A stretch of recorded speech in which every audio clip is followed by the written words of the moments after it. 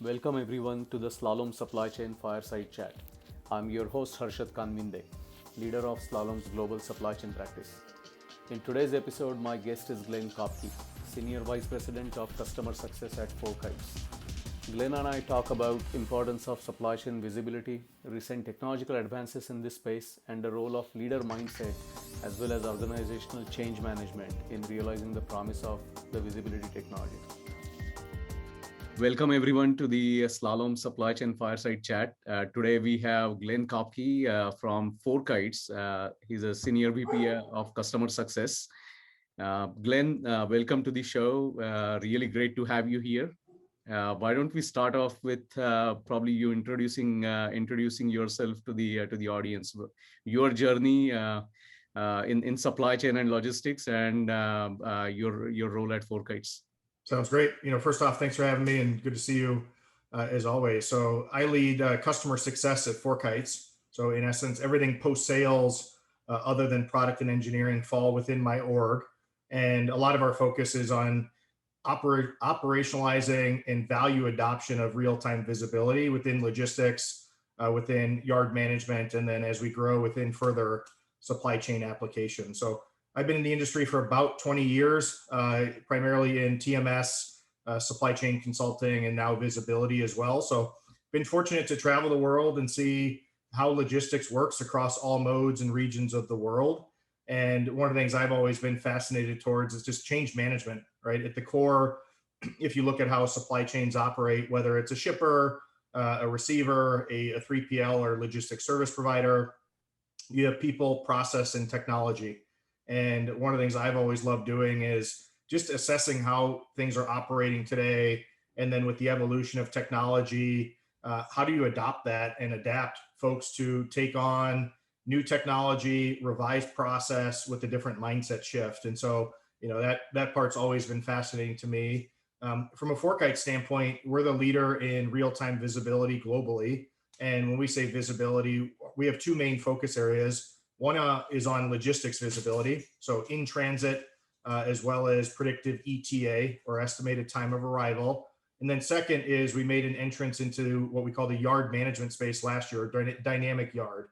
And so our goal is to revolutionize how supply chain applications leverage real-time visibility to execute day-to-day tasks. And so that's our long-term vision.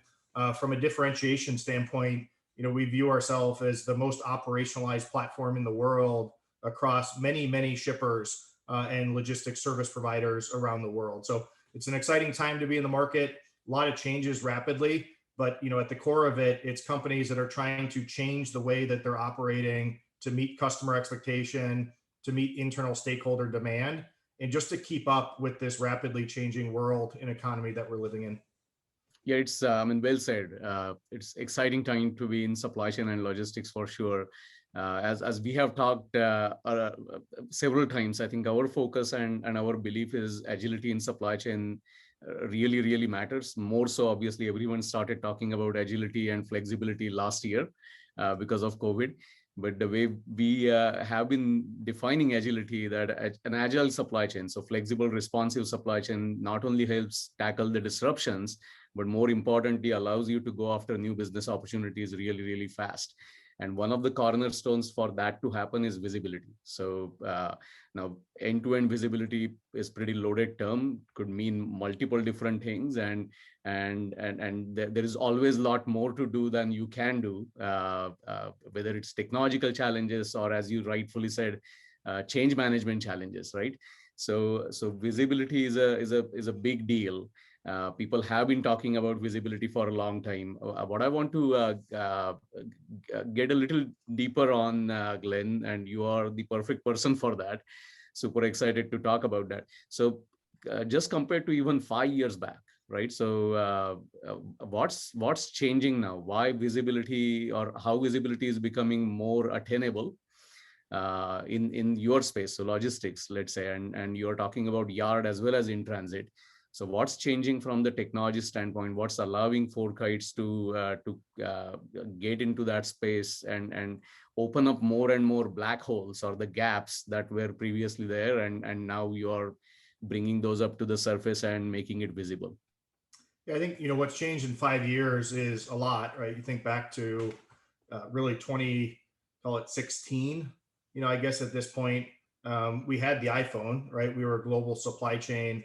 I think the one thing that is really changed a lot is the role startups play in supply chain, right? Startups have been very prevalent in many industries, but specific to like log tech, right? Logistics technology, startups weren't that prevalent for a long time. You had major companies that would invest in new technologies, new widgets, but this whole idea of venture capital backed companies that are trying to disrupt legacy ways of working has really just warp speed over the last 5 years. So in 2016, when you think of our initial charter, which was around the time FourKites was founded, it was really kind of where's my truck or where's my container, right? When you think of the US trucking market, it's insanely fragmented, right? The average trucking company is less than 20 trucks, right? And so this idea of million plus companies that are very small mom and pop organizations, but from a consumer expectation, if I'm buying, let's say $200,000 worth of goods into my warehouse, I don't care if it's JB Hunt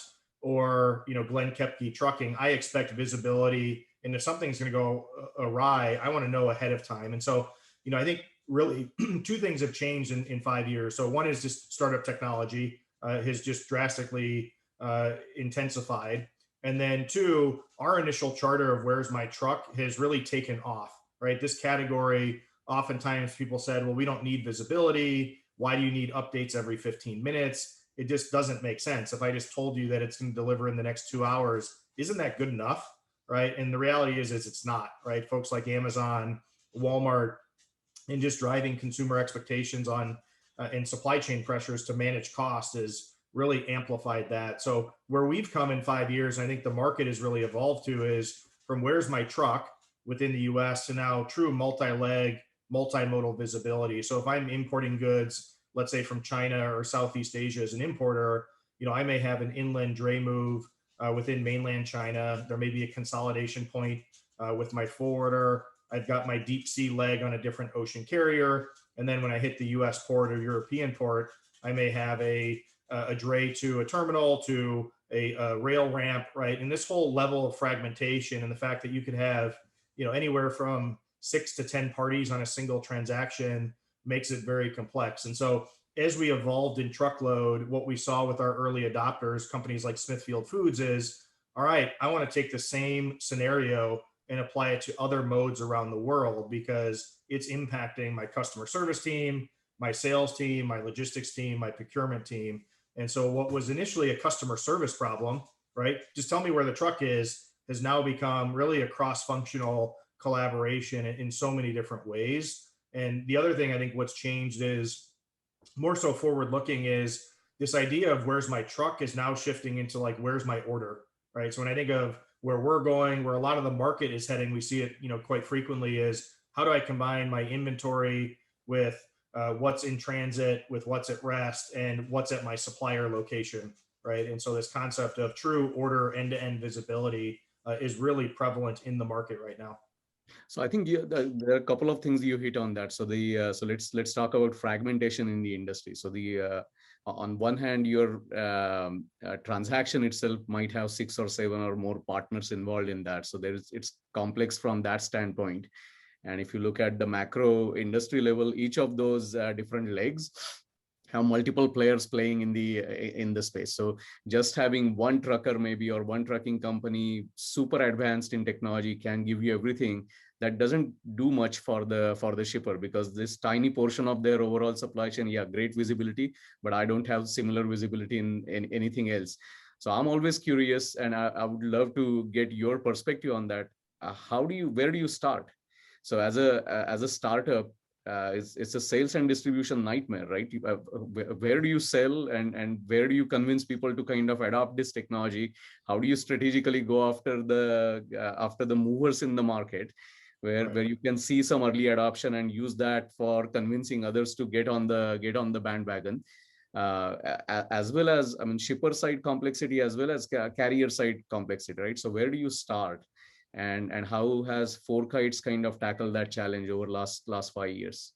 Yeah, so where we started is really in the shipper market, right? When you think of our strength, a majority of the top food and bev, top CPG companies rely on FourKites, and they have for many years. And so, I think for better or for worse, we were known as the shipper dominant solution in the market, and carriers had to work with us, right? And I think one of the things that we've worked on from a brand identity and brand improvement standpoint is the carriers are just as important as the shippers, right? Even though the shippers may drive a lot of the requirements, the SLAs, and the adoption, there is value for the carriers. And one of the things that we've recognized is making a very carrier-friendly experience not only satisfies ease of working with their own customer, but it's also driven growth for that carrier to come to us and leverage FourKites for tracking of their own fleet or their own subcontracting or brokerage side of the business, right? So when you think of the US trucking market, many asset companies have their own brokerage division, right? And that's one of the things that we've seen is, all right, my asset division may already be connected via ELD or GPS, but my brokerage division, gosh, I've got that same fragmentation problem where my average carrier only hauls 5 loads a month. I want to leverage the FourKites Carrier Link app, or we have what we call Partner Hub. So it's a network aggregation center for carriers to connect with any broker within one common connection point. And so where we started was in the shipper categorization. Where we've evolved to, though, is we focus both on shippers and what we call logistics service providers. And LSPs, refers to traditional 3PLs, freight forwarders, warehousing and distribution companies, as well as asset carriers. So those are kind of our two main channels. But also we have a huge retail presence as well, which, one can classify them as a shipper, but, very retail inbound centric, right? And those inbound supply chains, whether it's a Best Buy or a PetSmart, the way they operate is different than a traditional manufacturer, right? With the amount of fragmentation of their supply base, the private fleet component, third-party warehousing. And so really connecting visibility all the way to the end store is something so critical. So, at a high level, 3 components, right? So shippers, retailers, and logistics service providers is how we go to market and manage our business. And you started, as you said, the use case was domestic trucking. That's the primary one, and now you're evolving into a variety of different things because visibility is a ever-present problem that transcends just one mode of transportation. Many different things.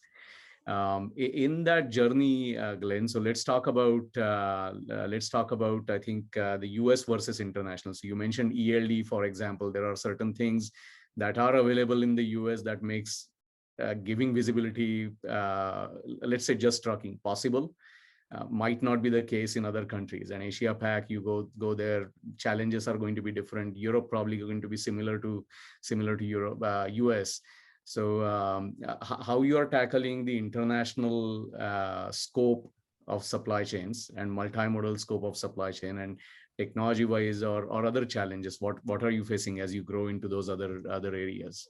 Multimodal visibility and just global, it is different by continent, right? When I think of Europe, for example, there are a number of telematics players involved, but there is no EU-wide mandate, right, for electronic logging devices or an equivalent, even though the EU Commission is starting to talk about that. That is something that is prevalent in that market, but also the layer of subcontracting, right? In the US, we have what's known as a bill of lading.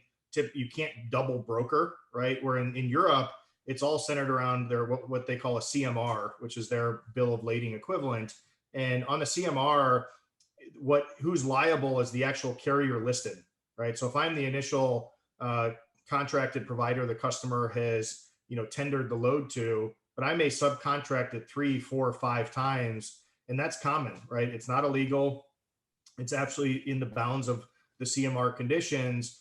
How do I get visibility to the 5th underlying carrier of a transaction, right? And so that's a very market nuance there. Also, the LTL and groupage network is quite different than what you see in the US as well. So the way we're tackling it in Europe is by growing with shippers and logistics service providers to build out the network, but also connecting directly with those telematics players in market. And then we leverage our mobile app for significant tracking in the region as well, right? So due to that fragmentation, carriers from Eastern Europe that are hauling in Western Europe, our carrier link in our mobile app tracking is quite sophisticated, as well as our Partner Hub ecosystem to be able to turn on license plate tracking to the unit level is important. As we look at other modes, right? So whether it's ocean, air, those typically are more global in nature, right? So by definition, ocean is global, right? There's an importer, an exporter, and so on. And so in those cases, with the top 10 carriers moving 90+% of the ocean freight in the world, we've got deep connections with those providers. Air freight is evolving for us as well. And so that's something that we've started with a few shippers and we'll continue to expand to. There's a lot more freight forwarder involvement, right? Almost all commercial air cargo is booked through a freight forwarder. And so that's something that we are continuing to integrate with the key freight forwarders that are out in the market to provide that true end-to-end visibility. And so other markets are evolving, right? We see a lot of demand in domestic India, as an example, Southeast Asia. So, that we're doing through a combination of electronic connectivity where possible, but also our mobile app for tracking as well. Yeah, that's an interesting play. I mean, reliance on your mobile app, I think it's globally applicable, because mandate or no mandate, then it becomes how do you convince the drivers to use the mobile app? Different kind of challenge. But let's switch gears a little bit. I'm really curious to know your relationships with the shippers and how they evolved with you. So maybe let's start off with now you started with truck visibility. You're going into how do people use this visibility? Because visibility in itself doesn't do anything, right? So you know where the trucks are in transit, where the inventory is in the yard, and how you're managing. But what are those initial use cases that people started latching on, and you saw some success, or how your best customers are using the visibility that you provide? Yeah, so it's good. I mean, ultimately the value, right, and the business objectives that they're kind of setting out to achieve. So it depends on the company, but in general, what I would say is first and foremost is OTIF, right? We've got a strong dominance in food and bev, CPG. This is driven by the likes of Walmart, Target, and Amazon. So on time and full and reducing retailer fines is one of the top 3 initiatives for a majority of our customers, right? If I spend $50 million a year in retail fines, if I can reduce that 10%, that's a significant ROI on my visibility software, right? And so number 1 is around OTIF, but also in connection with that is just customer satisfaction, right? So you think about one of the real tactical use cases that people use our platform for is when you do a business review with your retailer and you're the supplier, do you want to be focused on service performance issues, or would you rather focus on brand, promotions, and new product sales? And one of the things that FourKites allows is the end user to be exposed to these different transactions. So if I'm the retailer, I never actually have to have a business review to talk about performance because it's all embedded in the application. And so we've seen a ton of positive success from our suppliers and retailers together, because many of them both rely on FourKites to be able to see all that firsthand. Second was on just, yeah. Go ahead. No, I was going to say that's great, because then what you're saying is visibility allows people to release the bandwidth to focus on the right things. Yes. Innovation happens there. Business growth happens there. Absolutely. So the track and trace efficiency, right, and just overall workforce efficiencies too. The third one I would say is just dwell time and detention, right? Many of our customers, they're large global enterprises that are publicly traded, and they have very significant sustainability goals. And this concept of shipper of choice has been around for, I would say at least 10 years in the US marketplace. And the idea is if I'm a driver and I come to your facility, although you may have nice amenities, the reality is the quicker I get in and the quicker I get out, I can go do what I love to do, which is drive a truck, right? And so that third primary use case is around reduction of dwell time. And so we have very sophisticated geofences that allow you to see entry and exit of a driver, where they currently stand. And regardless if it's your own site, your customer site, or a third party, all that can be notified in real time. So those are kind of 3 of the standard, I would say, value use cases that people have. What we're seeing more and more is just inventory positioning and then just production control, right? So one of the great examples, I was talking to one of our supply chain execs at one of our customers, and they leverage us for inbound tracking. And what they do is they slot their production scheduling based on the truck ETA, nice. Right? And so you think about, gosh, if I can get my manufacturing line humming and working in sequence, married with that truck ETA, I don't have idle time on my manufacturing line. And so those are things that are very important for our customers. And so they may start with like an outbound use case, which is kind of what I talked about at first with OTIF and things. But once you start to shift on inbound, just manufacturing, sequencing, production downtime are some of the big value levers as well that companies are doing. You kind of started answering my next question, which was, if you look at 5 years down the road, and maybe the visibility is now increased exponentially. You have not only domestic, but then ocean and other forms of visibility, and more reliable visibility that you can predict more accurately. Is that going to change, or how is it that's going to change how people manage supply chains today? Because fundamentally OTIF is kind of still reactive, right? So you're trying to not pay the penalty, but it's not really groundbreaking. Right. Versus the production scheduling example that you mentioned, that my inbound is so reliable, and inbound has always been messy, that I can schedule my production lines based on that. I have that much confidence. What other things, other use cases you're seeing some of your more advanced users and more kind of adventurous users are venturing into? Yeah, I would say, I mean, integration into supply and demand planning. Right? I think one of the things that you see a lot is this concept of control tower, command center, different names, but there are many tech platforms and companies that specialize in supply chain optimization that are now offering this. I think it's tough as a buyer though, right? One of the things I've always appreciated is, as a buyer in supply chain, how do I differentiate of who's doing what, right? Is my mousetrap better than the other mousetrap down the street or not? But I think if you think about what supply chain executives are focused on is, how do I meet customer demand quickly? How do I reduce cost? How do I increase fill rate? How do I reduce waste? And I think what we see now, our most advanced customers are taking our information, integrating it deeply within their ERP system, and both on raw material planning and then finished goods. How do I marry up that part of the value chain, right? So if my inbound ingredients order is going to be 1 day late from China, what does that do to my customer ordering sequence, and how do I automate that? So, I do think there's going to be kind of continued evolution of how we evolve in supply chain, but I think at the core of it, it's still going to come down to people, process, and technology, right? Will we ever operate in a true automated world? I don't know if it'll be in my lifetime, but I think what all these tools are doing, no different than truck driver technology, is, how do I increase safety? How do I increase throughput? How do I make more intelligent decisions in real time? And that will continue to be accelerated over the next 3 to 5 years. And when I think of where our focus is connecting the yard within transit, step one, but we're going to continue to evolve to other supply chain applications as well, where visibility can augment and create value in that decision making. Yeah, and well said. I think that whole idea about process, people, technology play a role. I think ultimately what matters, and where we are also focused on, is you start with the customer and work backward, right? So you start knowing that innovation happens when customers adopt it, not just because the technology is cool. Right. If you keep that adoption of the customer, whoever your customer is, your customers could be internal stakeholders.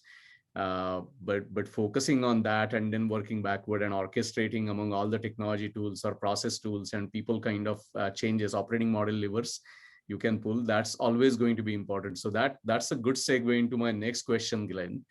And it's about people in the sense that if you look at your customer landscape, and obviously I'm not expecting you to name the names, but what characteristics, if you may, define a good leader in supply chain these days, that they understand that there is no silver bullet. FourKites by itself is not going to solve all their problems. They need to have their skin in the game, and there is hard work involved every step of the way. So what are those characteristics of your successful customers who are just getting it, that they're using the technology the right way, they're doing all the other things, and they're helping you as well with that collaboration move forward and scale up into multiple different ways? So Right. what are those things you look for, or what are the things historically, if you look at your experience with FourKites, who were more fun to work with, who have been more successful versus, and the second part is that what would you advise supply chain leaders to adopt some of those traits, that what kind of things will ensure success in coming years? Yeah, great question, right? I always put myself as, if I was in the shipper's shoes, right, as a supply chain exec, what would I do if I was going to adopt the visibility program? And I think, the difference of the leaders is, number one is they have a vision, right? It's as simple as, where are we trying to go, right? And how do I rally my teams around that? And I think those that have done it well, and those that are really committed to creating a vision and rallying folks around it, are the ones that have done the best. I think one of the challenges in startup technology, I think there are some customers that just buy it to try it, right? It's like a cool new toy. I buy it, and then all of a sudden 6 months later we get into conversations. It's like, well, what was the impetus to buy? And it's like, well, I just wanted to try something, right? And I think we've seen success there, but you have to shape the vision at that point. If you don't really have that true North Star, we're kind of just playing on a field, right? If you think of a soccer match, I teach one of my young kids, and when 5 and 6 year olds play soccer, they all just go to the ball, right? But when you have 10-year-olds, 12-year-olds, older kids, you play positions, right? And I think this is no different than a team sport, where we all have to have positions. We have to understand that, is the goal that we're going to try and win the game? Are we trying to develop our skills? Or are we trying to do all of that, right? And I think the reality in these types of programs, there's a lot of things that we're trying to do. So number one is, you got to have a vision. Number two is, you got to rally folks around it. And three, you've got to be realistic, right? I think that's one of the things that, when you are a great team to work with, and this is one of the things I've always talked about through my career, is the level of teammate, and regardless of what side of the ball you're on, is what will change the game, right? And if you view your vendors as just, I'm just going to, whip them because they're my vendor, that doesn't really get the skin in the game that people want. There's a ton of passion from vendors and partners to change the world and how we operate. And so making sure that people are realistic, and they view that whoever is involved, whether it's carriers, warehouses, my customers, my vendors, my suppliers, this is a team sport, and we're all on that same team. We may have different logos on our jersey, but the reality is we all have one common goal. And those that have done it, we've published many case studies on this, have been insanely successful. And in the true proof points, when you take a moment of pause to look at how they operated 5 years ago versus now, is so cool and so inspiring for everyone that touched that program. Very well said. Everyone wants to do a great job. Everyone wants to change the world in whatever small or big way. It's a team sport. I'm going to steal that soccer analogy, by the way, playing to the ball versus the position. Very well said, Glenn. Always a pleasure to talk to you. This was no exception, and we'll continue our discussions in future. And this space, obviously, everyone is watching. It's super exciting times to be in supply chain. Thanks a lot. Awesome. Thank you.